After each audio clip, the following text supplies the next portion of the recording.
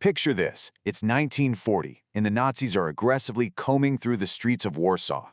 They're rounding up thousands of people, lawyers, doctors, writers, just everyday citizens, dragging them from their homes to be shot or thrown into concentration camps.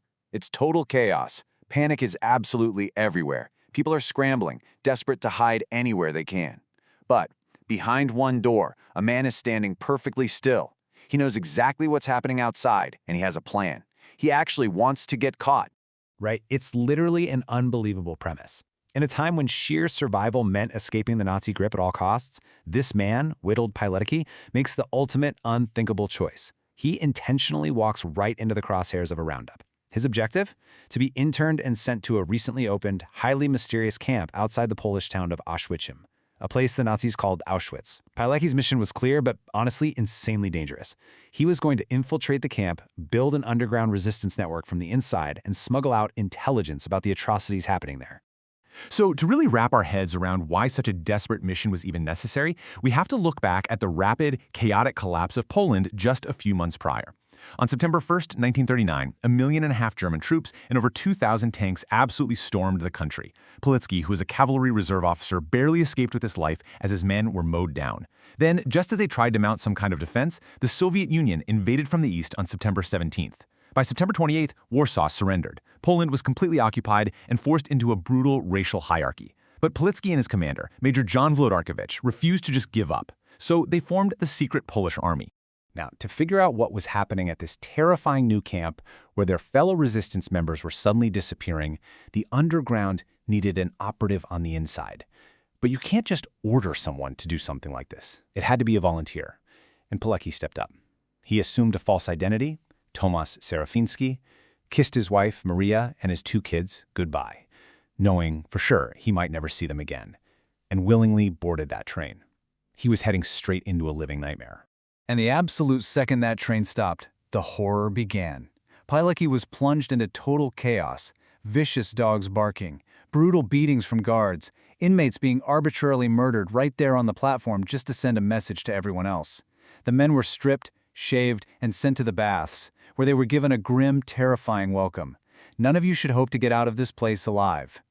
In a chilling act of dehumanization, a bathkeeper actually forced Pilecki to hold his newly assigned registration number in his mouth as a sort of brutal baptism. From that moment on, Witold Pilecki didn't exist. He was simply prisoner 4859. Now, this is where it gets incredibly dark. The sheer, cold calculation of the SS is just staggering. They didn't just rely on beatings or bullets to kill, they literally weaponized hunger, using a chilling bureaucratic formula. They calculated that a prisoner doing hard labor needed 2,700 calories a day to survive, but they only provided 1,800, so that creates a daily deficit of 900 calories. By taking an arbitrary baseline number of 5,000 and dividing it by this 900-calorie deficit, the Nazis calculated a precise life expectancy for their inmates, just 5.5 months. Every single day was a calculated mathematical step closer to starvation. And pair that starvation with an impossible, panic-inducing daily routine. Bang, 5:20 a.m., you're jolted awake. Make your bed perfectly, instantly. You have exactly 5 seconds for the latrines. 5 seconds. If you delay at all, you're beaten. Washing your feet is literally life or death. If they're dirty, a block elder known as Bloody Alois beats you ruthlessly. By 6 a.m., it's mandatory roll call. If you're missing, you're hunted down and killed. The physical and psychological pressure was just absolute. So you gotta ask yourself, how on earth do you build a resistance when just surviving the morning routine is nearly impossible? Well, Pilecki started slowly. He found trusted former colleagues like Władysław Deering in the hospital ward. His strategy was brilliant, but incredibly dangerous. He had 4 main goals: boost morale with news from the outside, redistribute the tiny bits of food and clothing they had to save the weakest guys, smuggle intelligence out of the camp, and eventually prepare for a full-on uprising. But recruiting? How do you do that without someone betraying you for an extra piece of bread? Pilecki watched closely. He selected his recruits based entirely on quiet acts of selflessness. If he saw a starving man help another starving man, that was the guy he approached.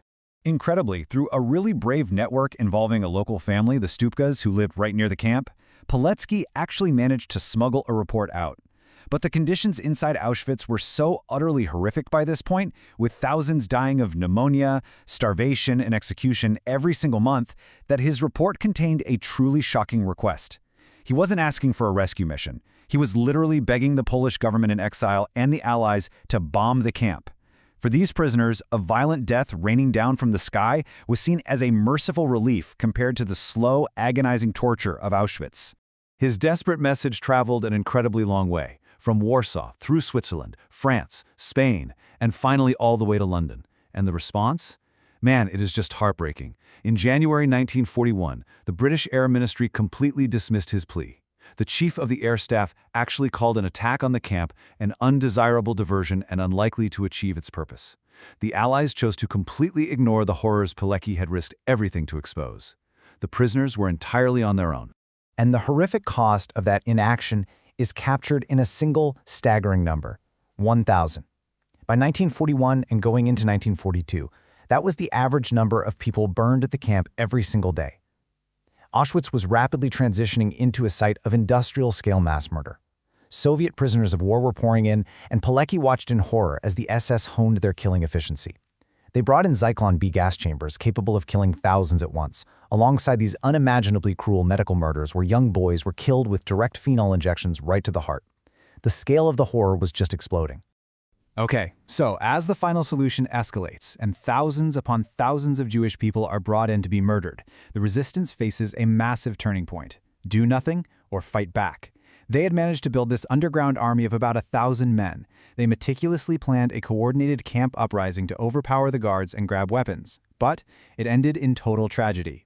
Due to a horrible miscommunication, someone blew a whistle for a break at 4:30 p.m. instead of the planned 6 p.m. strike time. The uprising just completely fell apart. Pilecki realized right then that waiting around for an Allied airdrop or an internal uprising was a lost cause. He had to escape and deliver the intelligence to Warsaw himself to convince the resistance outside to intervene.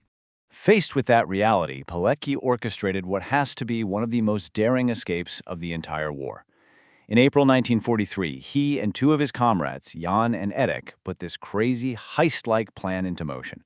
First, they bribed a capo to get assigned to the night shift at the camp bakery, which was located just outside the main fence. Then, and this is wild, using a simple piece of bread dough, Jan made an imprint of a heavy storage door key, and Pilecki somehow got a matching key forged. On the actual night of the escape, they had to sit in agonizing silence in the dark while an off-duty SS officer and his girlfriend took shelter from the rain literally right outside their door. Once the coast was finally clear, they unscrewed an interior door bolt using a custom wrench, sliced the phone wires so the SS couldn't call for backup, burst through that final heavy door, and just sprinted out into the night while bullets literally rained down behind them. And against all odds, they made it. Pilecki finally breathed the air of freedom. He actually wrote later about standing in the silent forest, saying, "We were in love with the world, just not with its people." But here's where the story takes a massive, devastating turn. After surviving nearly 3 years infiltrating the ultimate Nazi death camp, and after continuing to bravely fight for Poland right through the end of the war, his country fell under Soviet control. Because Pilecki remained loyal to the independent Polish government in exile and started gathering info on this new communist occupation, he was arrested. He endured brutal interrogations, a sham communist show trial, and was executed with a bullet to the back of the head. And the post-war communist authorities didn't just kill the man, they actively tried to erase his entire legacy. They knew the immense power of his story, a guy who stared down totalitarianism in its absolute darkest, most evil form, and they intentionally swept his name under the rug. For over 40 years, his comprehensive, harrowing report on Auschwitz was suppressed and hidden from the world. It actually wasn't until the fall of the Iron Curtain in 1991 that his full report was finally published, and his unbelievable sacrifice was brought to light. He was eventually awarded the Order of the White Eagle, which is Poland's highest military honor, though tragically, his actual grave has never been found. Witold Pilecki's story pushes the absolute limits of human courage. It's truly awe-inspiring. But it leaves us with this lingering, kind of haunting question. If a hero's unbelievable sacrifice can be so easily erased by those in power for almost half a century, how do we ensure the truth ultimately survives?